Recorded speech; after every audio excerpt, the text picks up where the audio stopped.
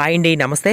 Welcome back to Chandu చేతి రుచులు. నేను మీ చెన్నకేశవని. ఇవాల్టి వీడియోలో మనం బ్రేక్ఫాస్ట్గా కానీ పండగలకి ప్రసాదాల స్పెషల్గా కానీ ఉపయోగించే గారెల్ని ఈజీగా ఎలా తయారు చేసుకోవాలో నేను మీతో షేర్ చేసుకోవాలనుకుంటున్నానండి. దీనికోసం 1 కప్పు మినపగుళ్ళను తీసుకొని 1కి 2 సార్లు శుభ్రంగా కడిగిన నీళ్లు వంపేసి మళ్ళీ ఫ్రెష్గా వాటర్ పోసి మినిమం 3-4 గంటల సేపు నానపెట్టుకోవాలండి.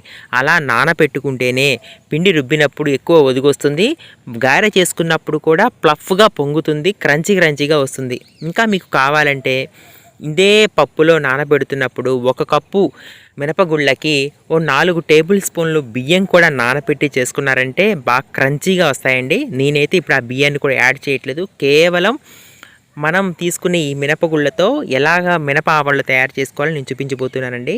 ఇలా 3 గంటల సేపు నానిన ఈ మినపగుళ్ళని మనం ముందు గ్రైండ్ చేసుకుందామండి. మీ దగ్గర గ్రైండర్ ఉంటే ఓకే, లేదా మిక్సీలో అయినా కానీ చాలా ప్లఫ్గా వచ్చే గారెల్ని మనం తయారు చేసుకోవచ్చు. అవి ఎలా తయారు చేసుకోవాలో నేను నెక్స్ట్ వీడియోలో చూపించబోతున్నానండి.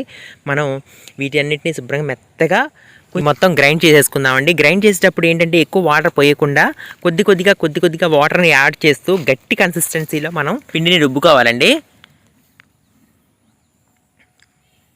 ఇలా రుబ్బుతుండగానే నేను 1 టేబుల్ స్పూను ఉప్పు వేస్తున్నానండి. ఒకవేళ మనకి ఫుల్గా మెత్తగా నలిగిన తర్వాత మనం ఉప్పు యాడ్ చేస్తే కొద్దిగా లూజ్ అయ్యే ఛాన్సెస్ ఎక్కువగా ఉన్నాయి. సో అందుకని పిండి రుబ్బుతున్నప్పుడే నేను ఉప్పు యాడ్ చేస్తున్నాను. ఈ కన్సిస్టెన్సీని బట్టి తర్వాత నెక్స్ట్ వాటర్ వేసుకోవాలా లేదా అని చూసుకోవచ్చు. సో అందుకని ఇప్పుడే ఉప్పు వేస్తున్నాను. ఈ కన్సిస్టెన్సీలో మనకి రుబ్బుకుంటే సరిపోతుందండి గారెలకి. ఇప్పుడు దీన్ని వేరొక బౌన్లోకి తీసేసుకొని చూడండి, ఇక్కడ చూపిస్తున్న విధంగా ఇంత టైట్గా ఉంటే, ఇంత గట్టిగా రుబ్బుకుంటే మెత్తగా మనకి గారెలు అనేవి చాలా క్రంచీగా కరకరలాడుతూ వస్తూ ఉంటాయండి. ఇప్పుడు మనం ఆయిల్ వేడి చేసుకొని గారెలు వేసుకుందాం.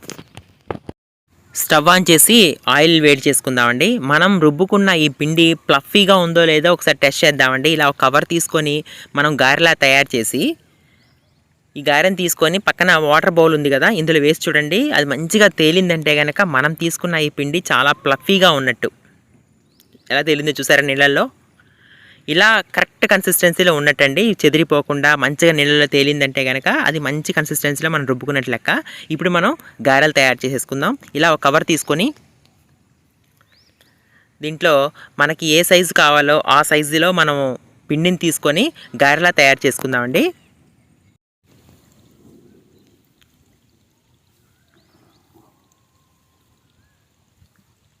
ఓకే, ప్రసాదానికి ఈ సైజ్ అయితే నేను సరిపోతుంది అనుకుంటున్నాను. ఈ సైజ్ గారె తీసుకొని ఆయిల్ బాగా వేడెక్కిన తర్వాత వేడి ఆయిల్లో ఈ గారెని వేసేసేయాలండి.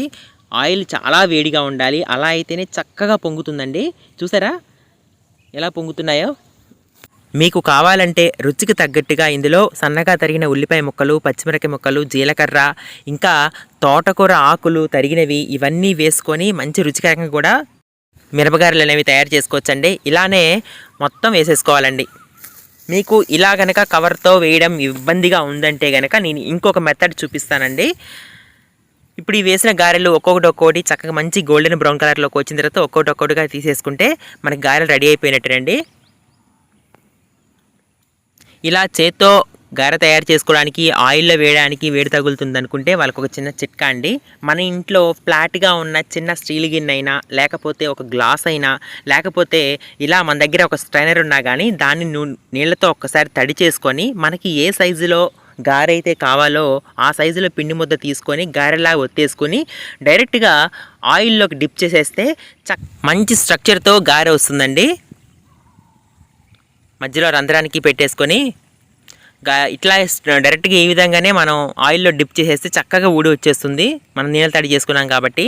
చూసారా, ఈ రకంగా ఎన్ని గారెలైనా చాలా ఈజీగా తయారు చేసుకోవచ్చండి. ఇంకో మెథడ్ కూడా ఉంటుంది. డైరెక్ట్గా చేత్తో రంధ్రం చేసేసి గారెని నూనెలో వేసేస్తుంటారు. అది కొద్దిగా హార్డ్ అనిపిస్తూ ఉంటుంది. అది అలవాటు ఉన్న వాళ్ళే చాలా ఈజీగా చేయగలుగుతారు.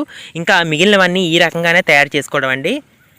అంతేనండి, ఎంతో ఈజీగా కరకరలాడే సాఫ్ట్గా ఉండే గారెల్ని ఎంతో ఈజీగా మనం తయారు చేసేసుకోవచ్చు. చూసారా ఎంత బాగున్నాయో? చూస్తుంటే నోరూరుతుంది కదా. మరి అయితే ఆలస్యం ఎందుకు? మీరు కూడా ఒకసారి ట్రై చేయండి. ట్రై చేసిన మీ యొక్క అనుభవాన్ని నాకు కామెంట్ రూపంలో తెలియచేయండి. నా ఛానల్ కనుక మీరు ఫస్ట్ టైం కనుక విజిట్ చేసినట్లయితే లైక్ చేయండి, షేర్ చేయండి, సబ్స్క్రైబ్ కూడా చేయండి. పక్కనే ఉన్న బెల్ ఐకాన్ కూడా యాక్టివేట్ చేయండి. అప్పుడే నేను చేసే ప్రతి ఒక్క నోటిఫికేషన్ మీకు హోమ్ పేజ్కి వచ్చేస్తుంది. Thanks for watching. మరో రోజు మరొక మంచి రెసిపీతో మీ ముందు ఉంటాను. అంతవరకు బాయ్.